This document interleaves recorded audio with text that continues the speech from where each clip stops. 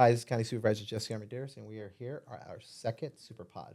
We have Chief of San Bernardino County, Dan Munsey.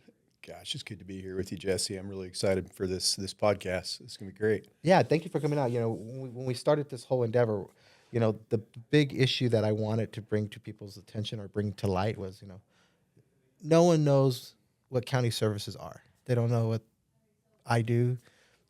They hear fire chief, they have an assumption of what you do. But can you give a little breakdown as the fire chief of the whole county?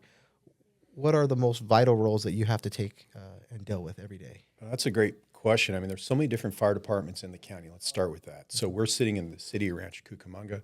The city of Rancho Cucamonga has a fantastic fire district. People go, what do you mean fire district versus fire department? Well, they're literally a special district. They're dependent, meaning that the city council is their board of directors for the fire district. Now, the city of Rancho Cucamonga treats them as kind of a fire department, but they are a special district. They're a separate legal entity, so it's super interesting. And then across the county, there's other city fire departments around here. We have Ontario, we have Chino, and Chino is Chino Hills and Chino City, and that's under the Chino Valley Fire Protection Agency. And then you have smaller cities like Colton, Redlands, we have Apple Valley, we have Victorville. They have their own fire departments. We have the Big Bear Fire Authority, which is the city of Big Bear Lake and Bear City CSD that are joined together. So what is the county is we are the unincorporated areas, and we have several cities within our jurisdiction that we provide those services to. And notably around here, there's Upland, Fontana, San Bernardino City, Grand Terrace. Then as you go to the desert, Hesperia, Adelanto, Yucca Valley, and then there's the unincorporated areas such as Wrightwood, Josh Tree, Oak Hills, Lake Arrowhead, Crestline. So the county jurisdiction is about 19,000 square miles. That makes us the biggest county fire protection district, or the biggest fire protection district in the United States, serving the largest county in the United States, as you're aware. Mm-hmm. And the second thing people understand, and then, by the way, we have state fire departments, CAL FIRE, which is the state watershed, and they protect also the communities of Highland and Yucaipa. And then you have 5 federal fire departments. You have the U.S. Forest Service, everybody knows about them, mm-hmm. Bureau of Land Management, Fish and Game, National Parks, and Bureau of Indian Affairs. So that's it. I did not know those were considered fire protection agencies also. They all have their own fire departments. Wow. How do we, as we respond to emergency, we're working very closely together. But it comes down to this.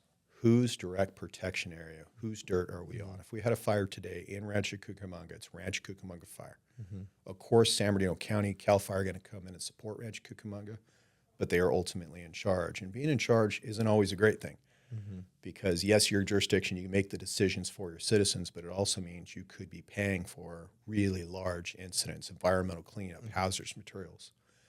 The second thing that people don't realize is the degree of services that a fire district or fire department actually offers. And so the common ones that people know about is fires and EMS services. We all, most of the jurisdictions here have paramedics on their fire engines. Mm-hmm. Rescues, they're familiar with that. But what they don't know in San Bernardino County Fire Protection District, we also are the Certified Unified Protection Agency. In other words, we do all the hazmat regulations and inspections for the entire county. And then we have services with the Sheriff's Department. For instance, our firefighter paramedics are on the Sheriff's air rescue helicopters, acting as the rescuers and working with the Sheriff pilot and a Sheriff crew chief. And then we have hand crews, wildland hand crews. Those are the men and women that are using hand tools to go out on wildland fires and literally removing the fuels in advance of a fire. And then when there's not fires, they're in our communities and they're thinning the vegetation, creating the fire breaks. And then recently, with all the rain we've had, they've been out there and they've been doing flood control, working with county flood control. They're clearing channels out. They're sandbagging around houses, but they're preparing for potential emergencies. So those are some of the services that we offer that people may not understand. Another great example is San Bernardino County Fire Protection District is the second largest ambulance provider in the county behind AMR. AMR is the private ambulance. You see them down here in the valley. And in County Fire, we have our ambulances, mostly in the mountains areas, but in the South Desert and the North Desert areas too of our county, providing those services and those transporting services. So with that one, so people have a better understanding, why is it that we have an AMR and not have the whole county protected by our county um, paramedic services? That's a complicated political question. So it's a political thing. It has really. Well, let me give you the history. Okay. So a long time ago, before paramedics, everybody remembers Johnny and Roy and Munsey on TV, and that was really documenting the start of the paramedic service in Los Angeles County, which is considered where the birth in the United States was. And these paramedics were literally recruited by emergency room doctors that wanted to have some sort of service out in the field to provide patient care before the patient got to the hospital. And so fire jurisdictions started providing paramedic services, and they started deploying the paramedics not only in the fire engine on the squads, but on the ambulances. Prior to paramedics being on the ambulances, or EMTs, ambulances were literally often a hearse, and the hearse would take a patient to the hospital.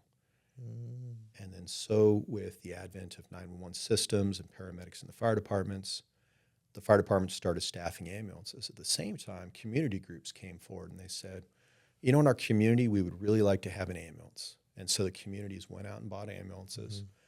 And then the community, Wrightwood's a great example. Back in 1976, they sent community members to school to become paramedics. They became part of the fire department and started an ambulance in Wrightwood. In 1974, Yucca Valley did the same thing, sent paramedics to LA City to learn to be paramedics, and they bought a community ambulance and they worked out of the fire department.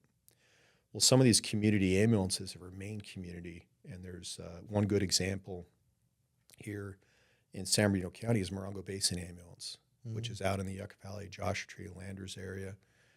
They've been a community ambulance since the 70s. Oh, wow. And then there's been private companies. And some people that have been here for a long time might remember Goodhue, for instance, or out in the deserts, desert ambulances. Yeah. So AMR is the more conglomerate that's come over in starting in the late 90s, and they started purchasing some of the smaller ambulance companies and providing service on scale. Now, this history is also important to why, who's providing service there. So because these small ambulances start in the 70s or 80s, they've always provided services there. They have what's called grandfathered rights to provide that service.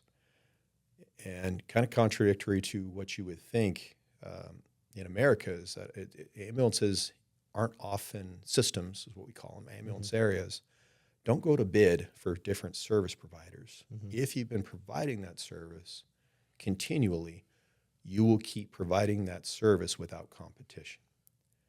And so that kind of explains why there is AMR, which is the large private ambulance company. We have smaller private ambulance companies. We have Needles Ambulance out in Needles. We have Desert Ambulance, which is out in the Barstow area. And then you have fire departments provide ambulances. Here in the Valley, Rialto provides it. And then we have San Bernardino County. We provide ambulances. You have Big Bear Fire Authority that's providing ambulances. And then you have that community-based ambulance, that nonprofit Morongo Basin. So it's a wide variety. It's pretty complicated. That's a lot of knowledge thrown at one time for me. Oh, just man. to see and that you have the grasp of all of it is what's really cool to me. So what I love about you as a policymaker is you understand better than a lot of elected officials. You don't literally need to know everything. Yeah. You need to hire the right people to effectively give them the vision and for them to effectively lead and Enact, yeah. and give you the outcomes that you're looking. But this is one of the more complicated issues that we've spoken about over the last couple of years in the county. It's litigated right now. I mean, it's very political. But you've done a great job listening to all the different viewpoints, all the different stakeholders, making sure that the process was good in San Bernardino County and empowering the CEO of the county to move through the different processes and remain on that high level. Yeah, I do my best to do that because I feel like when I first got elected, it was actually Joe Baca Jr. When I met with him, he says, I go, how do you absorb all of this? Like, how, this is so much. And he goes, if you want my advice, I'll give it to you. I said, yes, please, give me your advice. And he says, focus on 3 things. Pick 3 things. He goes, get 3 things, do them very well. That's right. He goes, everything else, you're going to figure out it, but it's going to be time. There's no way. He goes, but if you try to learn everything at once, you're not going to know anything. He goes, there's just way too much here. And so I spent the last 3 years just kind of had the topics that I was very passionate about, got educated on, enacted policy on, and then everything else I'm just learning as I go. Sitting down with you, we've had dinner together before. Just going out and just getting better understandings of the way things work. And today, even this podcast, I'm just getting a little bit more understanding of the history of the county. Well, and it's not just you. I mean, we certainly talk a lot. I mean, our phones are always available for each other. If there's an emergency, I'm calling you. You're going to be aware of it. And if you have a question, you're calling me. But it's also our staffs are constantly engaging. Yeah. And in San Bernardino County, I remember probably 10, 15 years ago, they started challenging us, get out of your silos, act as a county. And I mentioned our hand crews are working with flood control to prepare the flood control channels. Yesterday, I sat through a really great presentation to the department heads on how land use services, code enforcement is working with our fuel specialist to do some fuel maintenance mitigation efforts right up here in the Etowanda area of Rancho Cucamonga. And they showed how they're going around the houses and how we've systematically approached the problem to look at fire behavioral runs. And if we had a fire, how do we stop these fires in these areas? How do we remove the vegetation? How do we use natural barriers like a horse path or a pedestrian path to create barriers between those houses? And the overall goal here, though, is to prevent fires from burning down houses. So one of the things the CEO mentioned as he was talking to this group, he said that Chief Munsey often mentions that we don't have a fire insurance crisis in California. We have a houses keep burning down crisis. And so the department heads, he said, we need you to work with Chief Munsey to make sure our houses don't burn down. And it's leveraging all those areas of the county together to focus on that one thing. Let's keep houses from burning down. And if houses don't burn down, then the insurance market's going to self-regulate. Come back. And that's been really important to us in that North Etowanda project area. And you were the one that really nudged me there and said, hey, I know that this is actually outside of your county jurisdiction. This is in Rancho Cucamonga Fire's jurisdiction. But the county vests in their county fire district. And the board gives us money for our hand crews, our fuel crews, our heavy equipment. We need you to use these for our communities. And so getting out there and creating these fire breaks, it will translate into an area that has had significant fire history. You look back over 50 years in that particular area, we can see large fires. I mean, we're talking 20, 30,000 acre fires, and we've seen houses burned down. Let's systematically go around the county and let's plan how do we keep the fires from ever getting to the houses. If we don't burn houses down here, then we're going to have cheaper insurance rates. I think you've been at the forefront of that. I kind of want to move to another area because you kind of hit something on the head. You are probably one of the most forward-thinking chiefs I've ever met. And it's not just with ideology and saying, how do we keep houses from burning, but it's technology. Like you're probably like the guy when it comes to technology, probably in the nation, where you're using technology to help the county be more efficient, more productive, better equipment. Can you talk a little bit about that stuff?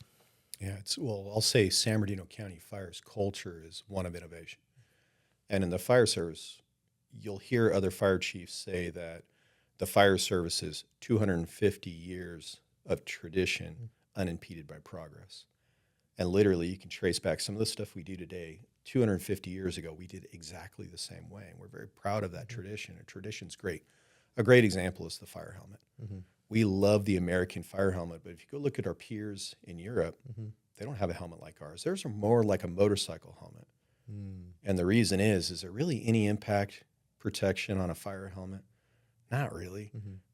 It's got this much of your head exposed. It's got a wide brim because back in the 1700s, they realized that hot water coming off a roof, you wanted that helmet to shed the water away from you. Now we have very protective equipment. So that fire helmet, though, is our image. We're not going to give it away, even though we know that there's better protected equipment. So that's an example of how we're hindered by our culture.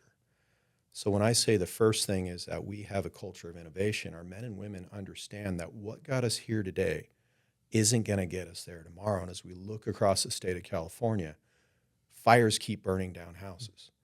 And fire departments are taking the same exact approach they've always had to protect the houses, and we are failing. And the approach has been wait for the fire and then respond to the fire. And we are not keeping fires small. We have to keep fires small. And so what does San Bernardino County do that's different? We're really focused on, I believe wholeheartedly that in California, we don't have a wildfire crisis. Mm-hmm. We don't. We have a wildland management crisis. And if we manage the wildland, our wildfires are going to get smaller and less frequent. I agree with you 100% on that. But when we don't, you're going to have these big fires. And so most fire chiefs say, well, give me more people, give me more equipment.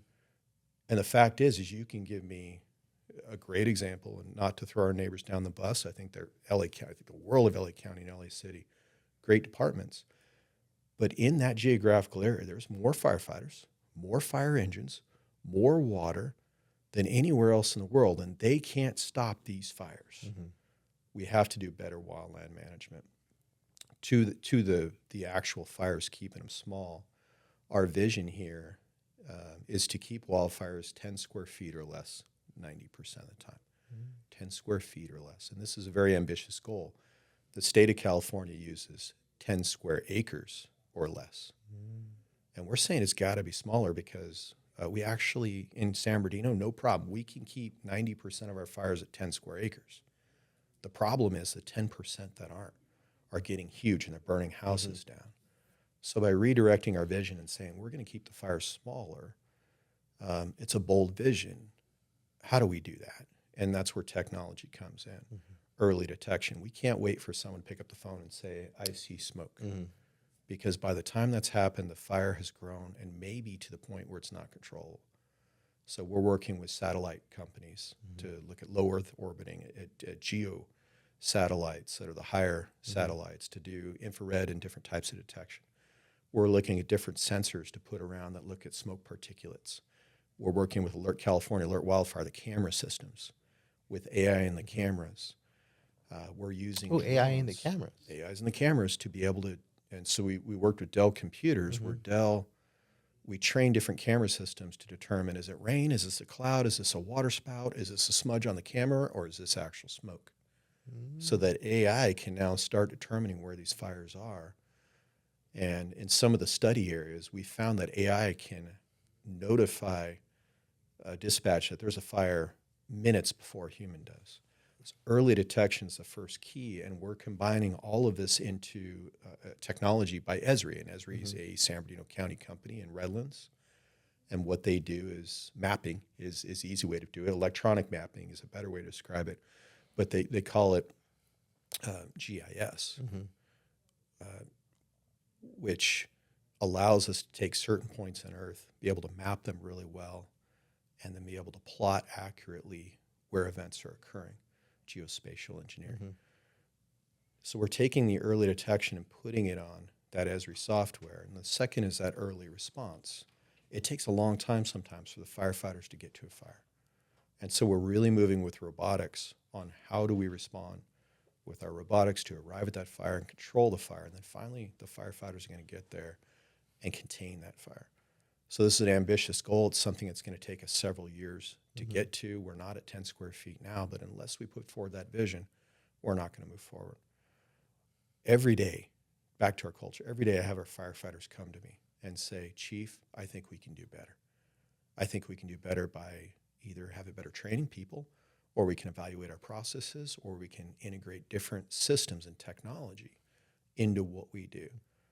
But this has become a very forward-thinking district. I will say to our partners, it's not just San Bernardino County Fire, it is San Bernardino County fire agencies. We are being studied nationwide. San Bernardino's on the map. And we have agencies from New York City to Dallas that are coming here, and they're visiting our area fire departments, and they're looking at how do we do business.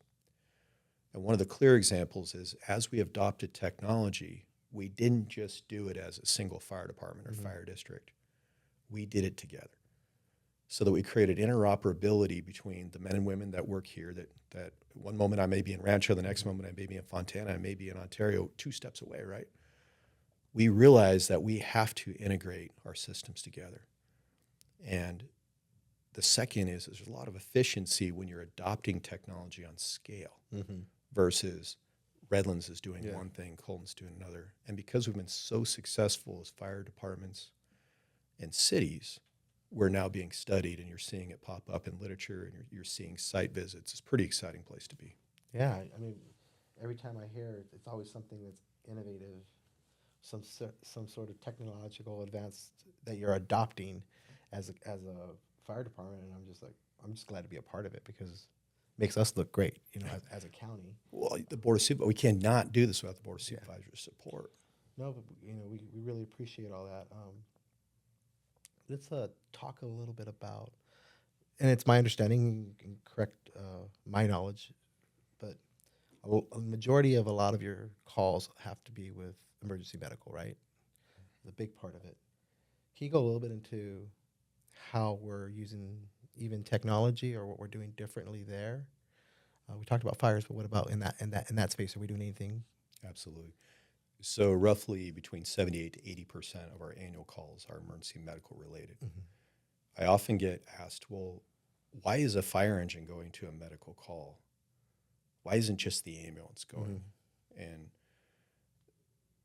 traditionally, we've always said, well, the fire engine's going to go because we don't know what the call is.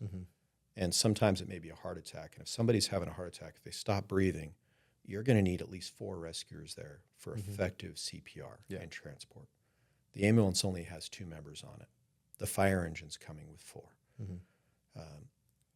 The second reason we've always given is the fire engines typically arrive first, and then the ambulances come. So the fire engines are able to start treating the patient, start providing those paramedic services, and stabilizing that patient for the transport of the ambulance to the hospital.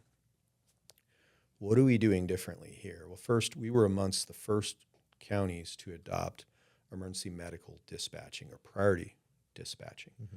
Meaning is as the 911 caller calls, our dispatchers are trained medical professionals, and they're going to ask a series of questions. And the reason they're asking those questions is to determine the patient condition. And if the patient is relatively stable, you may only get an ambulance. But if it's critical, you may get a fire engine, a squad, a paramedic squad, and an ambulance. You might need to get a helicopter, depending on what the patient's need is. Now, if the patient is not only stable, but they don't even have an emergency problem, in California as a whole, somebody may call and they stub their toe. Not kidding. They stub their toe. They're now calling 911. Outside of San Bernardino, you may see literally a fire engine going code 3, lights and sirens through a town to that call, and an ambulance. And then when they get there, the patient may say, I want to go to the hospital. And the ambulance legally has to take that patient to the nearest emergency room. That's the only destination they can go to. They can't go to a doctor's office. They can't go to an urgent care. They have to go to the emergency room. Is that state law or is that? It's the only option we have by the state policy and federal policies and framework. And our reimbursable mechanisms are built on that. Got it. Okay. Liabilities built on that. So the problem is you end up with patients that have stubbed toes in your emergency room. Pretty soon, all the beds in the emergency room are taken. And when somebody comes in with a medical emergency, there may not be beds. So our paramedics are now in the hallways of the emergency rooms. And if you've been to an emergency room lately, you've seen it's pretty crowded. And you'll see the paramedics standing there with their gurneys with a patient on it.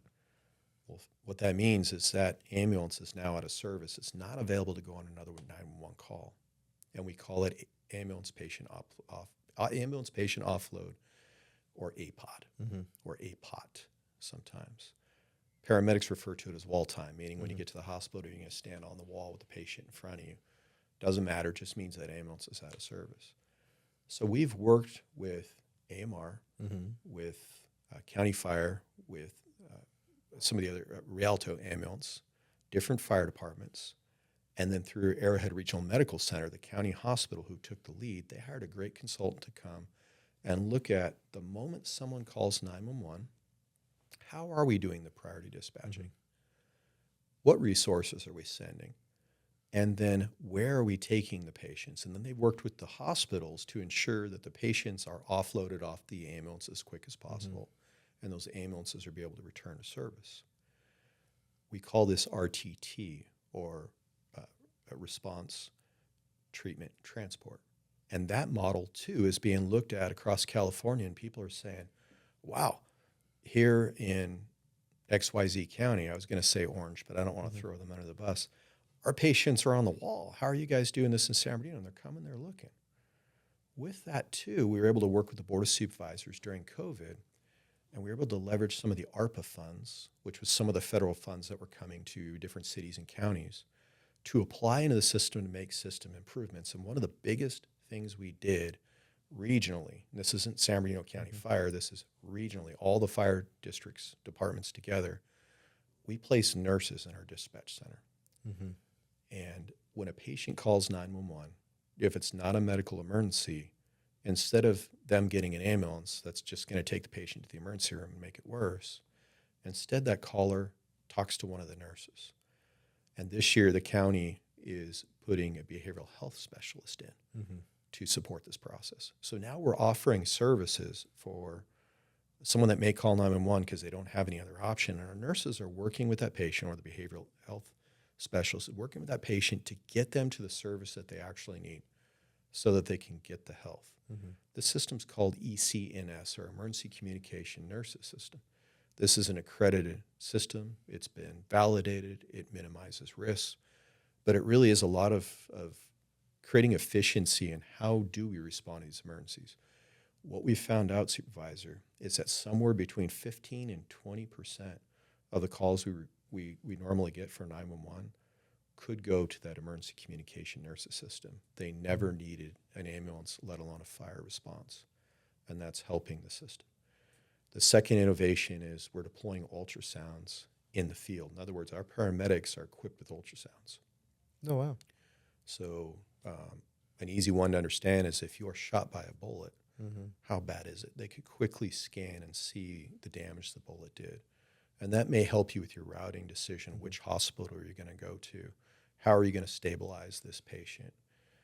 And then the third thing, the innovation that you're seeing, is whole blood delivery or plasma in the field. If you've watched MASH, the old TV show, you can remember that moment that a soldier that was shot that would come into the MASH unit, they would quickly hang blood. Well, there's only one blood type, that's O negative, that everybody universally can have. If you're A positive and I try to give you a B positive, your body's going to reject that. And so we're looking at how do we take whole blood and be able to administer it to patients that may need it. A good example would be a traumatic patient, maybe that they're involved in a car crash and there's open bleeding. We have traditionally given normal saline, which is salt water, to replace the volume, but salt water can't carry oxygen. We need to look at blood plasma and whole blood to make sure that we increase the viability of our patients before we get to the emergency room. So we're moving quickly in that direction to make sure that we have these services. Sounds easy. It's very hard in practicality. Where do you get the blood? How do you get it? The chain of custody for the blood. Very limited supply. And as you take it out of the system and you're using it in the field, who doesn't now have the blood? So we're working closely with the hospitals and we're trying to figure this out. The key here is partnerships. Yeah. Everything we do is a partnership, and it's been under the direction of the Board of Supervisors that you guys get out of your silo, you're better together, let us know how we can support you, but we expect you to offer efficient services of life safety to our residents. Yeah, I think you've done very, very well on that. And even with I came on 3 years ago. You welcomed me in. You tried to bring me up to speed as much as you could. So, I have great respect for what you do and how watching you just grow and continue to offer more and more to us and giving us the good information, the right information. I mean, I can't say every call I have with you is a great call, but I'm informed, and I can appreciate it from my point of view is that I am truly informed on what's happening in my county, what I need to be aware of before it hits the headlines, and that is all to what you're doing. Can I explain what a not great call is? So first I'm going to say that I'm going to welcome you. You're my boss. Of course, man, the moment you walk in, I'm like, hey, awesome to see you. But our relationship's strong. So the not so fun calls are, we don't always get it right. There's a reason why you're here. And it's to set the vision, to set the tone, but also you want to know when something's not right. And so the constituents will call you sometimes and say, hey, this didn't seem to make sense. And that's where you or your chief of staff often call me and say, hey, this doesn't make sense. Can you look into it? Yeah. Often we find that it's miscommunication somewhere between the customer and our staff. I would say 90% of the time, that's exactly what it is. Probably. And just getting people together. I mean, that's a large part of our job. The second could just be process bureaucracy. And that's where we've relied on you to work hard, and you do, to create better processes and break down some of that bureaucracy so we can offer better services. Sometimes it's legal. That what common sense and legal are two different things. But there's a reason why we have these interactions all the time, and it's not always good. It's sometimes let's ask some hard questions together and let's fix some things. Yeah, I can also say I kind of like the way you do it better than a lot of people, because I've sat with you on an issue and you've actually like, okay, explain me the issue. Who do they talk to? Like you're getting all, and you're like, give me a day or give me an hour, whatever it is, and you come back and you're like, okay, here's what I found out. Blah blah blah blah blah. We just went through this recently. We did, yeah. And you're like, this is what, but I'm only at, this is the the 5-minute call. Give me a couple hours. Let me really get into it. And then comes back. You're like, figured it out. And then I get the next day and they're like, oh, it was all a misunderstanding. And we have this fantastic team. I'm just the fire chief. I read a lot. So Simon Sinek is one of the authors I read a lot. And he says the job of a leader is not to be in charge. The job of a leader is your charge with the good and welfare to support those that you serve. And that in the county government and in the fire district is exactly that. I am here to support my team. But my team then, when I ask these questions, they're used to me asking questions. They don't get all fearful and protective. They dive into the issues, and quickly my team's calling that constituent and they're resolving it on their level, which makes it really easy for us to support that moving forward. The one thing I just remembered in back of my, so we did the Ops 101 training and Fire Ops 101. Fire Ops 101, which was incredible for us to get that insight to a little bit of what you guys deal with. But you had a really cool machine there for a CPR, right? That chest compression thing. I did, yeah. That, to me, I was like, that is amazing. To me, that was technology. In my opinion, I was like, that is really cool stuff. Can you talk a little bit about what that is and why it's so important for us as a county? Yeah, absolutely. So what Fire Ops 101 is we bring in different members of different associations, our elected officials, and they come and they see a day in the life of a firefighter. And so we put you through a wide variety of scenarios. You actually put the firefighter gear on, you're breathing air, you went into the fire, I was right next to you, fire's rolling over our head, it was hot. Gave you some time on the hose, and you got to see, this is heavy carrying this breathing air and all this gear. You did really well. Some of the other members, they were like out the door. They're like, no, not doing this. And then we did some rescue scenarios. We were showing the technical rescue. That's another piece that I think a lot of people don't understand, is that we do a lot of the urban search and rescue,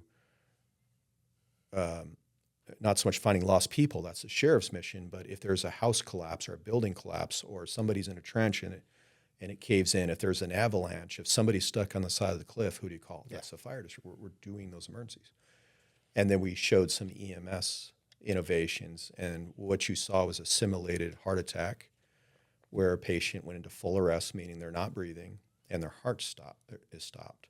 And so the team quickly came in, stabilized. They provide the patient with an airway. We want to make sure that that airway is secure, meaning that if the patient throws up, that we have a tube to prevent their vomit from going into their lungs. And that we're able to effectively breathe for them using what we call a bag valve mask. And then we used to, when I first started, give manual compressions for CPR. And we still do that, but then we have automatic compression machines that we put on now that starts pushing with the right depth and frequency. And where this is important for first responders is that as you're giving CPR, you're going to have to move the patient. And the moment you pick the patient up, for instance, to put them on the gurney, you're stopping the hand compressions. But when you have this machine, it's secured to the patient, it's continually providing these compressions all the way to the emergency room where we can retake over with manual compressions. Wow. A lot of exciting stuff happening in the county. I feel like we could go another hour. We don't have the time today. Love to have you come back again and just kind of, spitball again. I really enjoy these conversations. This is my second podcast, and I found when we can just talk normal and what's going on, how it is. I feel this is way more effective than us having some sort of speech or script that we have to abide by. So thank you for coming out. Thanks for answering all the questions that popped in my head.